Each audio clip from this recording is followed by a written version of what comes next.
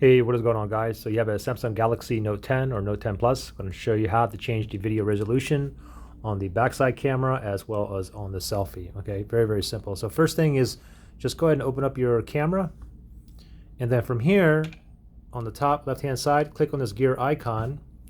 And then from right here, under videos, we can change the rear, the back-facing video resolution, or the front side right here. So I can tap on rear here. And we can always go the resolution right here. We have max at 4K at 60 FPS, regular 4K 1080p at 60 frames per second, all the way down. And of course you have ratio down here if you want to click on full or 1:1 ratio. Most of you guys probably always want to keep it on 16:9. And of course you have the front right here. If I tap on the front, you got the same thing right here. Max video resolution for the front side or selfie size. Selfie side is 4K. The back side has 4K at 60 frames per second, take note.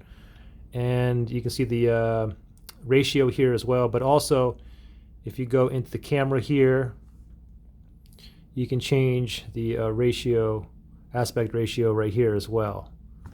As you can see, let me tap that again. But most of you guys will usually always have it on at 9:16. Let me focus in on here. Let me click on that.